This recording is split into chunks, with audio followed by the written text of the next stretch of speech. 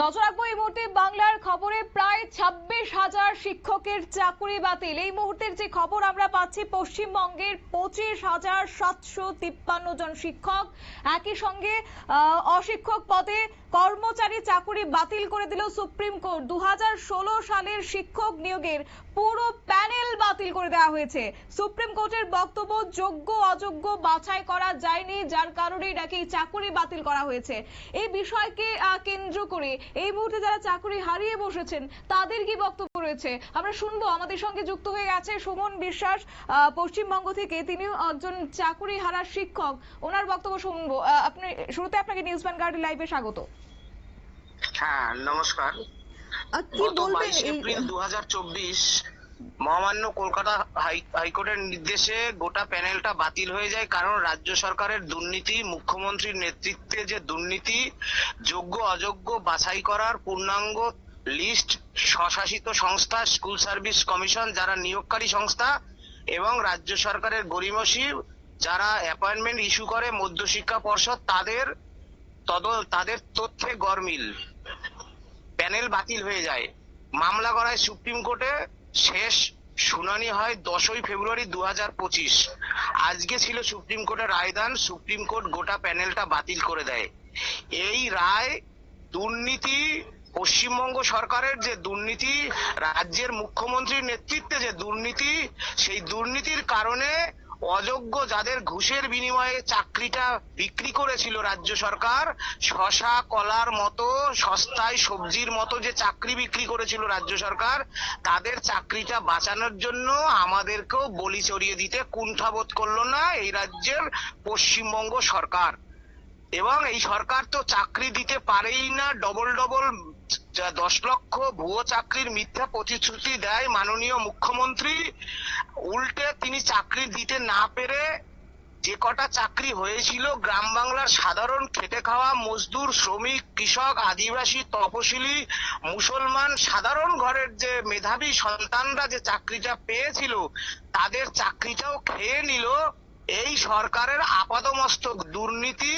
মুখ্যমন্ত্রীর নেতৃত্বে যে দুর্নীতি, তার গোটা ক্যাবিনেটের নেতৃত্বে যে দুর্নীতি, তারা আমাদের চাকরিটা খেয়ে নিল। আমরা পরিবার পরিজনদের নিয়ে কোথায় যাব?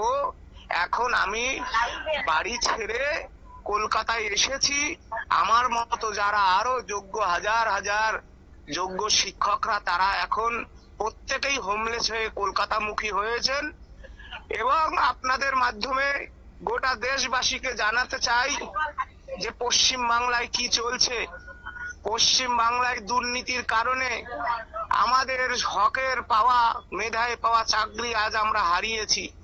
এর বিরুদ্ধে সর্বাত্মক লড়াই হবে, জীবনের সমস্ত শক্তি দিয়ে এর বিরুদ্ধে, রাজ্য সরকারের এই দুর্নীতির বিরুদ্ধে, এই দুর্নীতিগ্রস্ত মুখ্যমন্ত্রীর বিরুদ্ধে আমাদের এই সংগ্রাম জারি থাকবে। অর্থাৎ আপনারা বলছেন যে পশ্চিমবঙ্গ সরকার দুর্নীতি করেছে, আর দুর্নীতিকে ধামাচাপা দিতে এবার খেসারত দিতে হচ্ছে যারা যোগ্য প্রার্থীরা ছিলেন, যারা যোগ্যতা অনুযায়ী চাকরি পেয়েছেন, তাদেরকে আজকে খেসারত দিতে হচ্ছে। Paschimbanga, the government of West Bengal fully corrupted. It is established, একেবারে স্টাবলিশড, যে government of West Bengal and the chief minister of West Bengal, Srimati Mamata Bandyopadhyay, and her full cabinet, they are fully corrupted. It is established everywhere throughout the India, and special reference of West Bengal. हर छोटा छोटा बच्चा को आप पूछ लीजिए, माँ बहन को पूछ लीजिए, ग्राम बांग्ला कहीं भी जाएगा आप पूछ लीजिए, government of West Bengal Mamata Bandyopadhyay is fully corrupted. They homeless, this government আমাদের হোমলেস করে দিয়েছে, আমাদের পরিবারকে সর্বশান্ত করে দিয়েছে, আমাদের এই যে শিক্ষকতার মতো যে মহান পেশা, সেই পেশা শেষ করে দিয়েছে। ধন্যবাদ। একেবারে আপনারা শুনলেন সেই চাকরি হারা শিক্ষকদের বক্তব্য। এখন তারা চাকরি হারিয়ে রীতিমতো পথে বসার উপক্রম এক প্রকার, এবং তারা চাইছেন যে এই বিচার প্রক্রিয়া সঠিক তদন্ত হোক, পাশাপাশি যারা যোগ্যরা ছিলেন তাদের যেন সেই যোগ্যতা অনুযায়ী তাদের চাকরিটা বহাল থাকে, সেই কথাই তারা বলছেন। এবং একই সঙ্গে তারা এও বলছেন যে আগামী দিনে এই সরকারের বিরুদ্ধে তারা আন্দোলন চালিয়ে যাবেন। অন্যদিকে যাই হোক, আজকের এই শুনানি ছিল এবং সেই শুনানিতে 2016 সালে শিক্ষকের নিয়োগের পুরো প্যানেল বাতিল করে দেওয়া হয়েছে। এই বিষয়কে কেন্দ্র করে আমাদের প্রতিনিধি যুক্ত হয়ে গেছে রাজীব দত্ত। রাজীবের কাছে যাব। রাজীব, এই যে একদিকে চাকুরিহারা শিক্ষকরা এখন পথে বসার উপক্রম হয়ে দাঁড়িয়েছে, অন্যদিকে আজকে শুনানিতে তাদের 2016 সালের প্যানেল বাতিল করে দেওয়া হচ্ছে, কি বলবে এই বিষয়কে কেন্দ্র করে?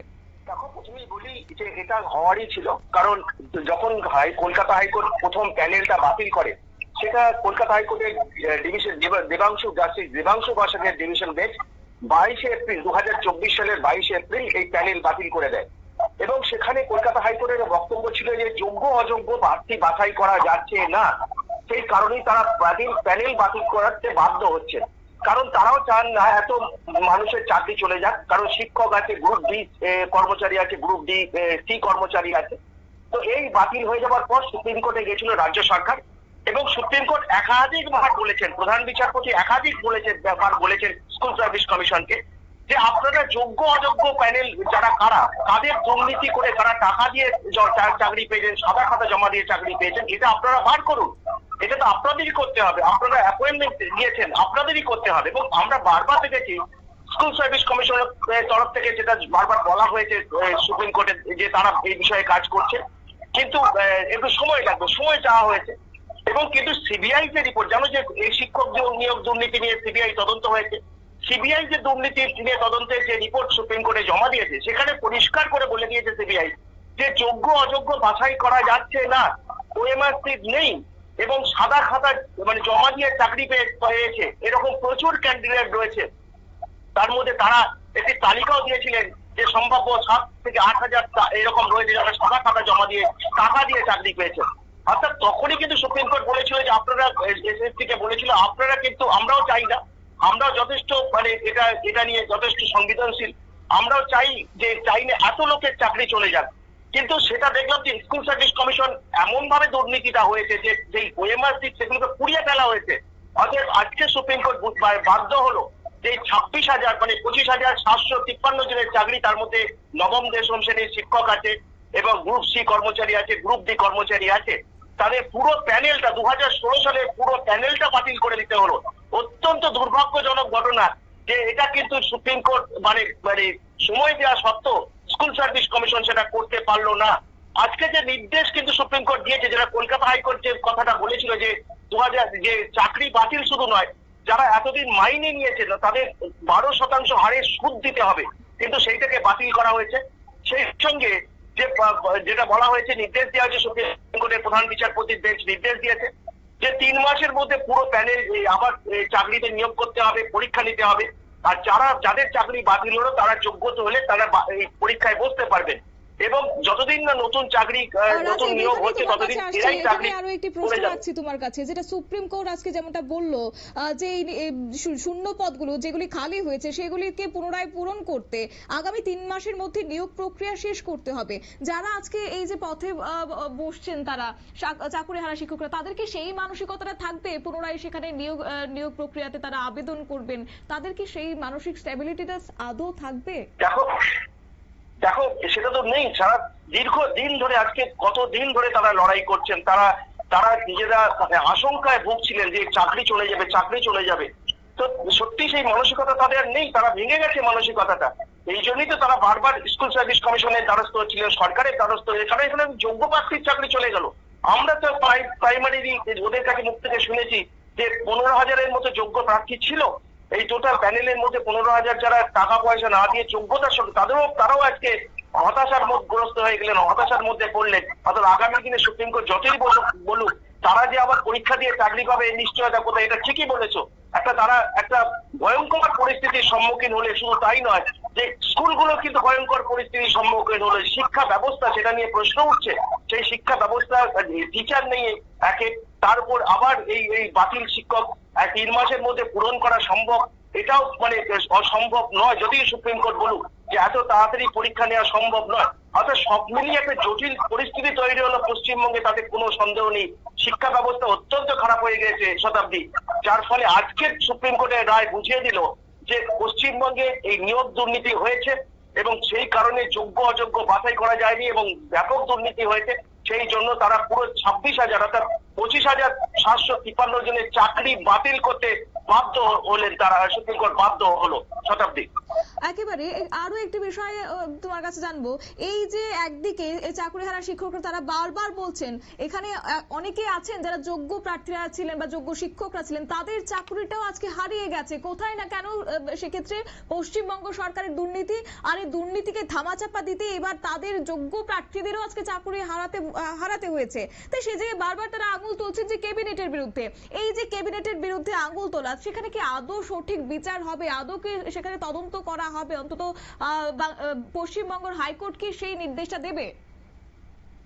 দেখো, প্রথমেই বলি যে যখন সুপ্রিম কলকাতা হাইকোর্টের মানে বিচার যখন এই রায় দিয়েছিল, তখন ক্যাবিনেটের বিরুদ্ধেও কিন্তু প্রশ্ন তোলা হয়েছিল যে কেন ক্যাবিনেট অতিরিক্ত সুপারঅ্যানুয়েশন পোস্ট তৈরি করলো, অতিরিক্ত পদ তৈরি করলো, এই নিয়েও প্রশ্ন তুলেছিল এবং সেটা তদন্তের নির্দেশ কিন্তু কলকাতা হাইকোর্ট দিয়েছিল, যেটা পরবর্তী ক্ষেত্রে সুপ্রিম কোর্টে যেমন স্টে অর্ডার হয়।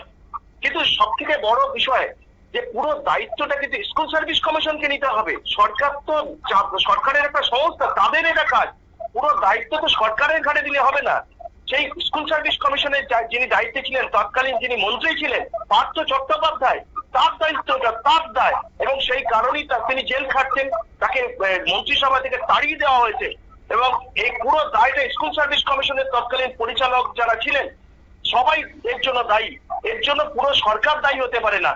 সরকার তার জন্য নির্দিষ্ট লোক আছে, সরকার তো দায়িত্ব দিয়েছে, দায়িত্ব বন্টন করে দিয়েছে, কিন্তু তারা সেই কাজটা করেননি। তারা ফুটপাতে সেই মাল বিক্রি করার মতো চাকরিগুলো রেখে বিক্রি করে দিয়েছে, মুনাফা করেছে। অর্থাৎ এটাই কিন্তু দুর্ভাগ্যজনক যে পুরো সরকারের গাড়ে কালিমা লিপ্ত হচ্ছে এই এসএসসির এই ভূমিকা, তৎকালীন পার্থ চট্টোপাধ্যায় যিনি শিক্ষামন্ত্রী ছিলেন তার ভূমিকার জন্য।